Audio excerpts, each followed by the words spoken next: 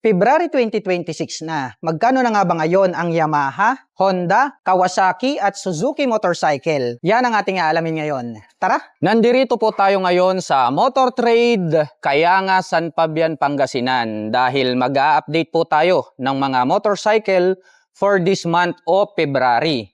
Pagpasok po natin dito po sa kanilang shop, ang una po nating makikita ay ito pong Yamaha NMAX 155 TechMax version. Ito pong kanyang main headlight ay naka-projector lights po ito pong kanyang high beam at low beam at naka-daytime running light naman po ito na parang nanlilisik na kanyang mga mata at nandirito naman po ito pong kanyang LED na turn signals.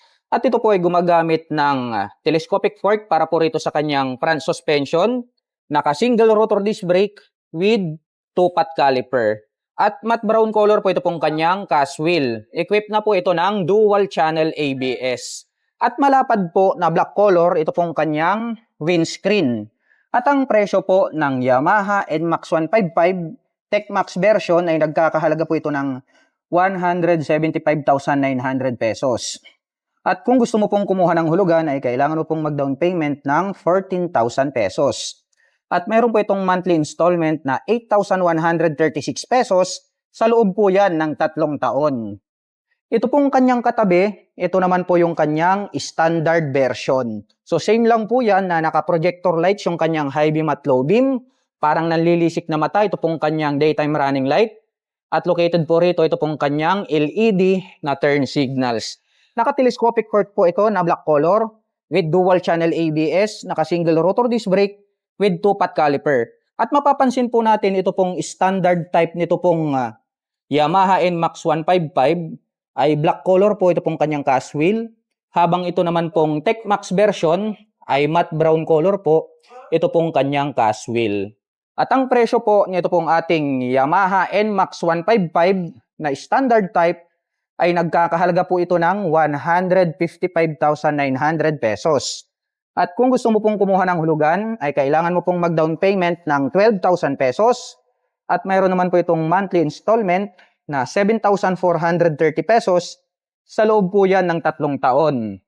Ito pong kanyang katabi, ito naman po yung ating Yamaha Aerox 155 SP version. So kaya po siya tinawag na SP version dahil nga po sports version po siya. Ang angas po nito pong kanyang headlight, naka-projector lights po ito pong kanyang high beam at low beam. At LED na rin po ito pong kanyang daytime running light. LED na rin po ito pong kanyang mga turn signals. Mapapansin natin may nakalagay po na decal rito na Aerox SP, yung kanyang model name. Gumagamit po ito ng traditional telescopic fork na black color para po rito sa kanyang front suspension. Naka-single rotor disc brake with single pot caliper. At red color po ito pong cast wheel nito pong ating SP version. Equipped po yan ng anti-lock braking system dito po sa harapan. At ang presyo po nito pong ating Yamaha Aerox 155 na SP version ay nagkakahalaga po ito ng 163,900 pesos. At kung gusto mo pong kumuha ng hulugan ay kailangan mo pong mag-down payment ng 14,000 pesos. At mayroon naman po itong monthly installment na 7,535 pesos. Sa loob po yan ng 3 taon. Ito pong kanyang katabi, ito naman po yung kanyang standard type version. So ito po sports version, ito naman po yung standard type. Parehas lang din po yan ng design ng kanyang main headlight na projector lights, yung kanyang high beam at low beam. LED ang kilay at LED rin po ito pong kanyang mga turn signals. Ang ganda po nito pong glazed blue color, no? Para po siyang white, pero pag tinatamaan po ito ng sikat ng araw ay nagiging blue color po siya. Kaya amazing color to nito pong Yamaha Aerox standard type. Gumagamit po ito ng telescopic fork na black color, equipped with single rotor disc brake with single pot caliper. At itim po ang kulay ng cast wheel nito pong standard type. Habang ito naman pong ating SP version ay red color naman po ito pong kanyang cast wheel. At ang presyo po ng ating Yamaha Mio Aerox 155 na standard type ay nagkakahalaga po ito ng 125,900 pesos. At kung gusto mo naman pong kumuha ng hulugan ay kailangan mo pong mag-down payment ng 13,000 pesos. At mayroon po itong monthly installment na 5,681 pesos. Sa loob po yan ng 3 taon. At kung pan naman po kayo ng Honda, mayroon naman po tayo ritong Honda ADB 160, 2024 model po ito. Ito pong kanyang windscreen clear color po ito at adjustable. Naka-pop up po ito pong kanyang mga LED na turn signals. Makapal po ito pong kanyang kilay na nagsisilbing kanyang daytime running light. At naka-full LED po ito pong kanyang high beam at low beam. Gray color naman po ito pong kanyang front telescopic fork. Showa brand po ito. Equipped with single rotor disc brake na flower design with 2-pot caliper na Nissin brand with anti-lock braking system dito sa harapan. At ito pong kanyang cast wheel ay matte brown color po ito. At ito pong kanyang gulong ay naka semi-dual purpose pattern tires dahil ito pong scooter na ito ay pang-adventure. At ang presyo po nito pong ating Honda ADB 160 ay nagkakahalaga po ito ng 168,430 pesos.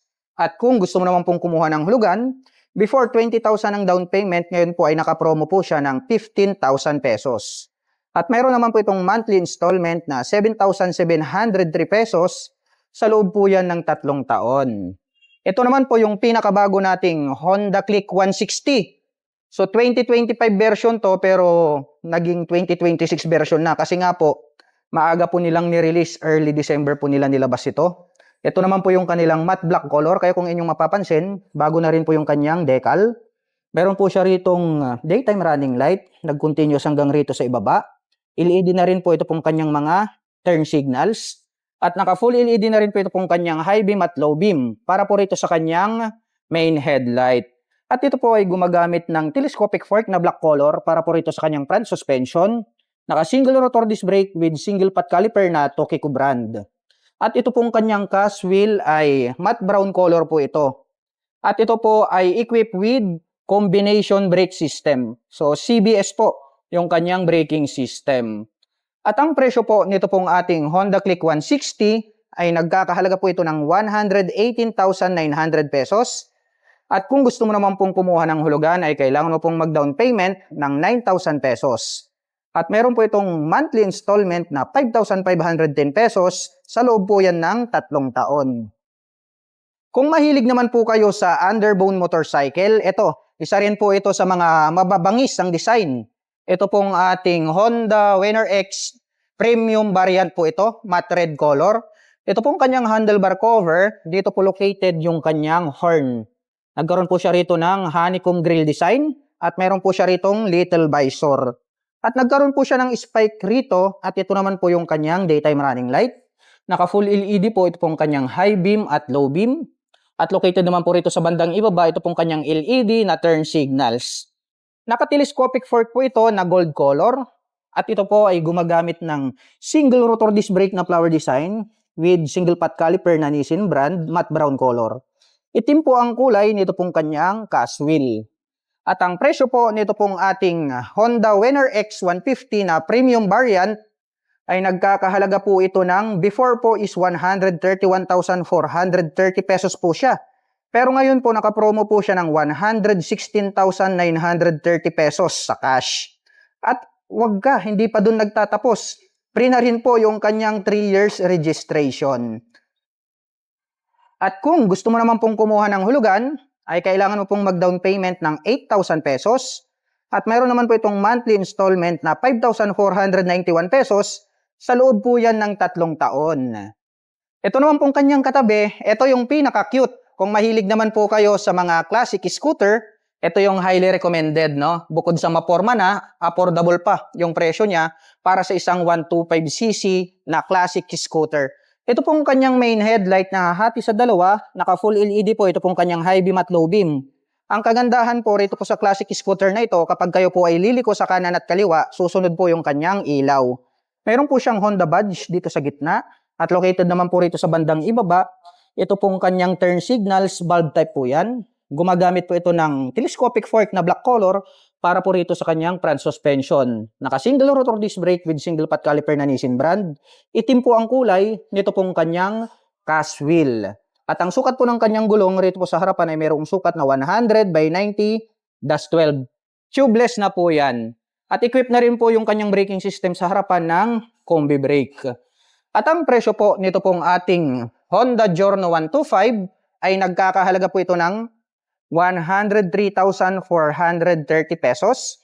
At kung gusto mo pong kumuha ng hulugan, ay kailangan mo pong mag-down payment ng 11,000 pesos. At mayroon po itong monthly installment na 4,864 pesos. Sa loob po yan ng 3 taon. Dumako naman po tayo rito sa second row. So medyo makipot, papasok tayo hanggang dun sa loob para maipakita ko sa inyo lahat ng mga available units dito po sa branch na ito. At kung nandirito yung inyong mga hinahanap na motor ay puntahan nyo lamang po rito. Itong nandirito po sa dulo, ito naman po yung ating Suzuki Bergman Street na standard type. Makikita natin yung kanyang lining rito ay black color. At yung EX version ay chrome color po ito. Ito pong kanyang windscreen ay clear color po ito. At naka full LED po ito pong kanyang high beam at low beam. At ang ganda rin po nito pong forma nito pong kanyang daytime running light. Gumagamit po ito ng traditional telescopic fork para po rito sa kanyang front suspension. Equipped with single rotor disc brake with single pot caliper. Black color po ito pong kanyang cast wheel. At ang presyo po nito pong ating Suzuki Bergman Street na standard type ay nagkakahalaga po ito ng 83,624 pesos. At kung gusto mo pong kumuha ng hulugan ay kailangan mo pong mag-down payment ng 4,000 pesos. At mayroon naman po itong monthly installment na 3,695 pesos. Sa loob po yan ng 3 taon.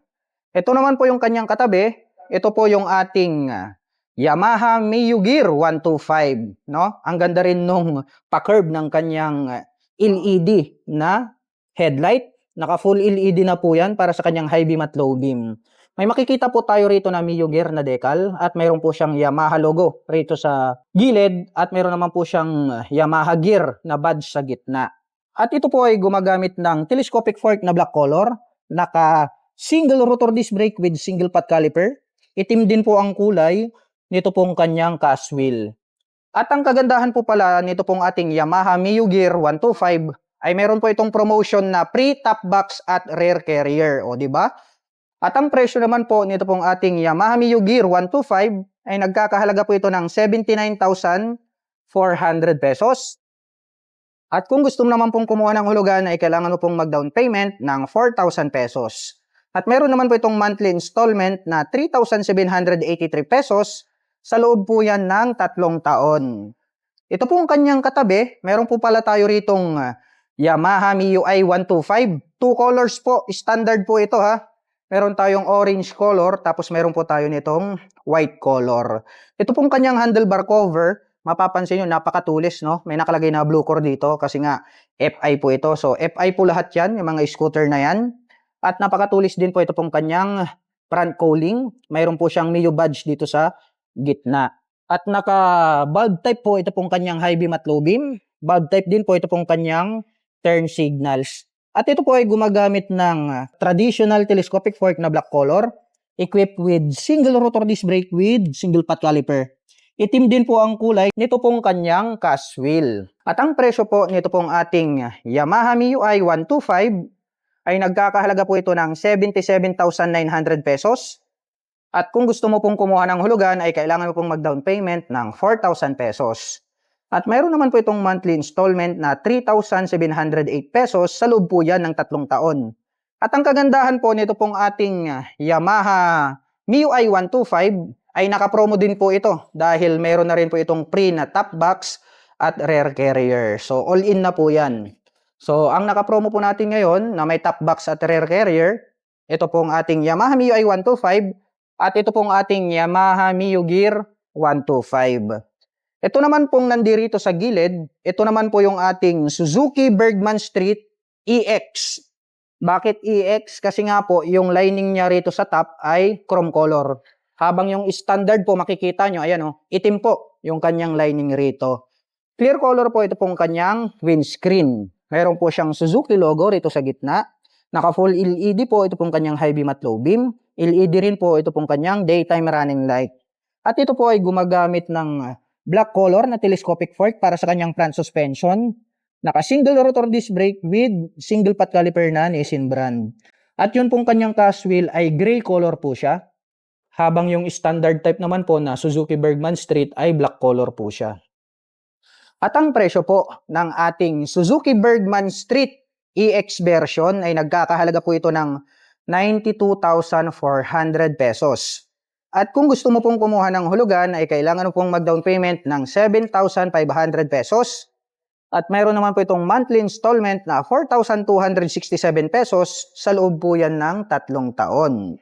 Ito pong nandirito sa bandang dulo, ito naman po yung pinakabago natin na Suzuki Raider 150 Blade Edition. Bago na po yung kanyang muka. Kasi nga po, ito pong kanyang main headlight. Tinanggal po nila yung kanyang turn signals rito sa kanyang headlight. Nilabas po nila. Nandirito na po siya sa bandang ibaba. Naka full LED po ito pong kanyang high beam at low beam. Nandirito pa rin po yung kanyang daytime running light at mayroon po siya ritong Suzuki logo. Gumagamit po ito ng traditional na telescopic fork na black color, equipped with napakalaking single rotor disc brake na flower design, with 2-pot caliper na black color. Itim din po ang kulay nito pong kanyang cast wheel. At ang presyo po nito pong ating Suzuki Raider 150 na Blade Edition ay nagkakahalaga po ito ng 130,000 pesos. At kung gusto mo pong kumuha ng hulugan ay kailangan mo pong mag-down payment ng 11,000 pesos. At mayroon naman po itong monthly installment na 5,981 pesos sa loob po yan ng 3 taon. Mapunta naman po tayo rito sa dulo. Para naman po dun sa mga naghahanap ng mga panghanap buhay na motorsiklo, no? Yung mga pantra, pan-tricycle, at the same time, pwede po siyang pang daily service. Unahin po natin yung nandirito sa dulo. Ito po yung ating Kawasaki Baraku 2. 175 po ito at ito po yung carburetor type. Ito pong kanyang main headlight ay box type po ito. Gumagamit po ito ng halogen para po sa kanyang high beam at low beam. At naka-bulb type din po ito pong kanyang mga bilugan na turn signals. Equipped with traditional telescopic fork para sa kanyang front suspension, gray color. Mayroon po siya ritong rubber protection. At ito pong kanyang hub ay black color po ito. At naka-drum brake naman po ito pong kanyang front braking system. At ito po ay naka-spokes rim. At ang presyo po nito pong ating Kawasaki Baraku 2 ay nagkakahalaga po ito ng 95,000 pesos. At kung gusto mo naman pong kumuha ng hulugan ay kailangan mo pong mag-down payment ng 5,000 pesos. At mayroon naman po itong monthly installment na 4,692 pesos sa loob po yan ng 3 taon. So mayroon po tayong dalawang stock ng Baraku 2 rito. Black color po siya.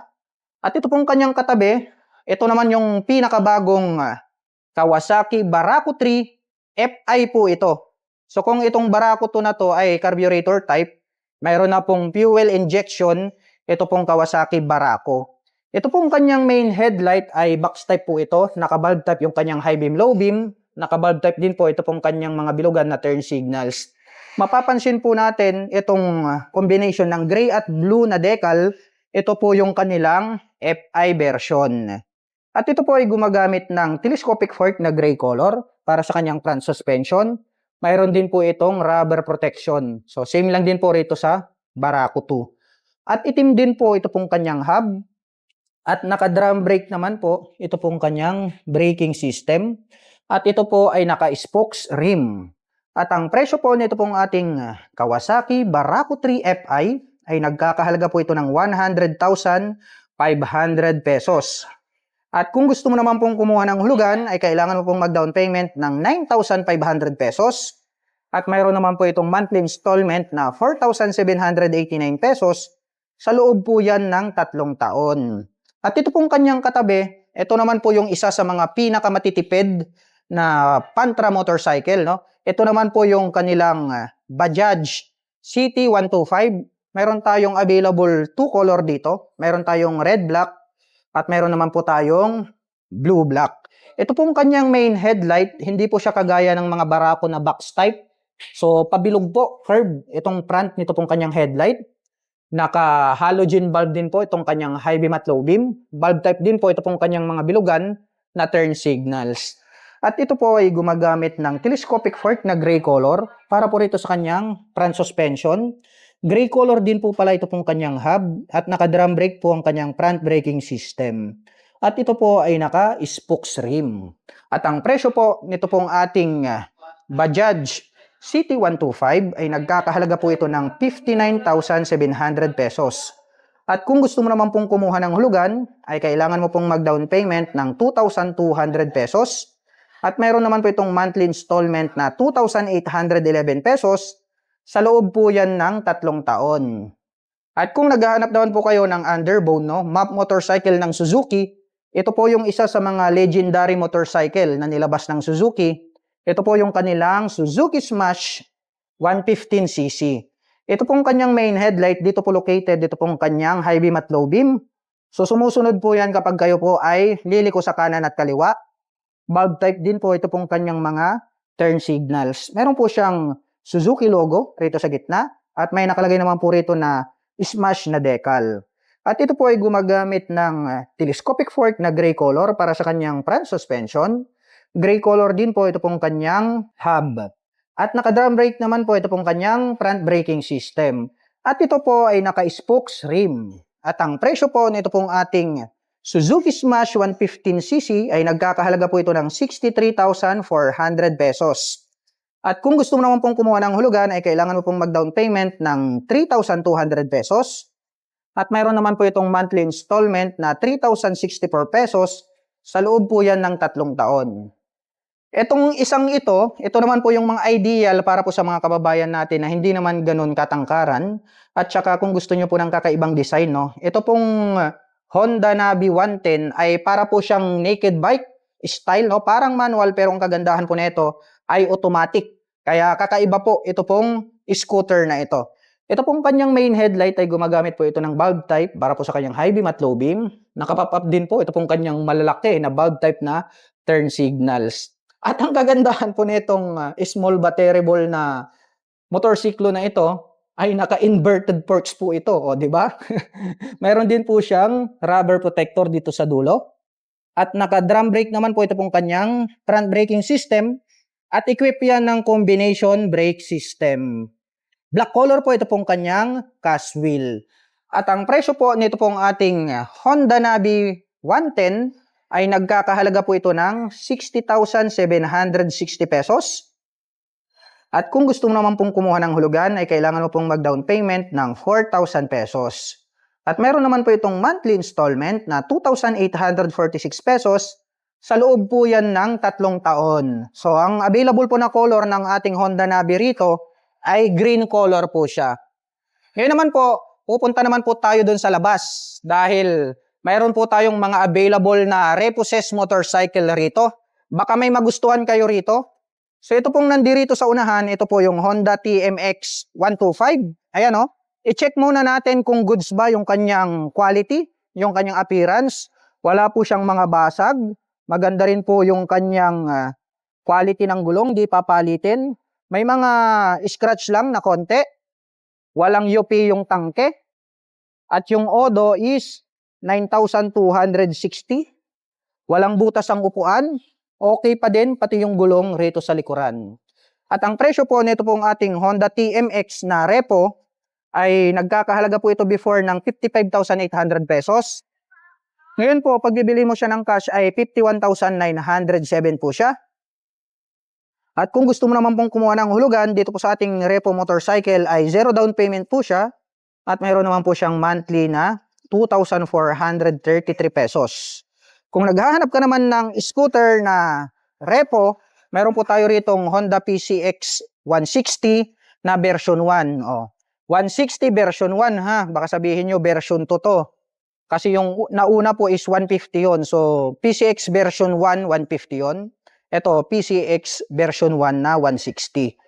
So i-check po natin yung quality dito pong repo na Honda PCX 160. Yung kanyang mga headlight, makinis pa naman, walang mga basag. May konting gas-gas po siya. Rito po sa kanyang windscreen. Ito pong kanyang gulong, okay pa rin po siya at braking system. May scratch lang din po siya na maliit rito. At wala po yung kanyang foot cover. Di natin makita yung odo kasi nga hindi po siya nakaswitch. Wala din pong butas yung kanyang upuan. At goods pa rin po yung condition ng kanyang gulong at tambutso rito sa likuran.